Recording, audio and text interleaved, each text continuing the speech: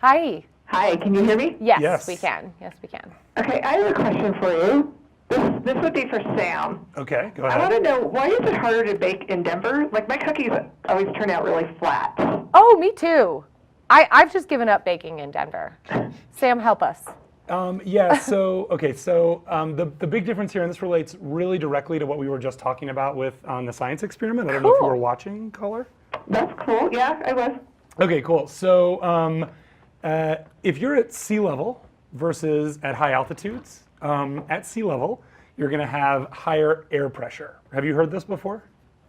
Well, no, that's what I'm calling. Okay, absolutely. So in any case, you have higher air pressure at sea Touche. level than you do at altitude, and that is simply because there's more atmosphere above you at higher altitudes, or sorry, at lower altitudes. So at lower altitudes, in other words, there's more of the atmosphere sitting on top of you. Does that make sense? Yes. Okay, cool. So up here in Denver, we have lower air pressure slightly than we have at sea level because we have less of the atmosphere sitting on top of us. Does that make sense? Yes.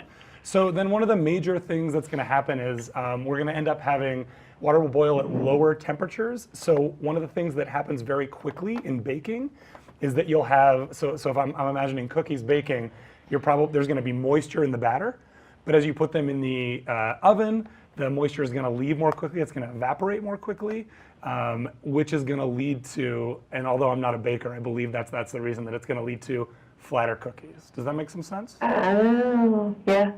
Yeah, definitely. And there are things that you can do to mitigate that. Again, not being a baker, I don't know what the best solutions are from a baking perspective. There are probably ingredients that you could add, but I would assume that just by increasing moisture content, you could mitigate sort of the dryness or the quick evaporation that you get from that.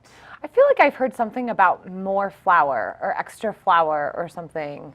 Sure. I could be wrong. I don't know. That's why I don't bake. No, that actually, I mean, that could definitely be. I can't think of exactly why that would be at the moment. Again, not being a major baker, but caller, have you ever tried that? Have you ever tried baking with more flour?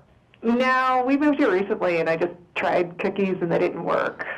And so I haven't had a chance to really explore it. Gotcha. I've also noticed that on a lot of the packaging, the times will be changed, like the cooking times, the baking times. Absolutely, yeah. The quantity of time that you want to bake things for, and all that stuff's kind of directed on the package. Again, I feel a little inexpert about this as I'm explaining it, but it's mainly just going to be that difference in air pressure, which creates a difference in boiling point, which is why you're experiencing this problem. Okay, well, I'll look into it. I can look on the internet too and see what they suggest. Yeah, that would be the way to go. That's All right, thank you. Yeah, thank you. That's really interesting, though.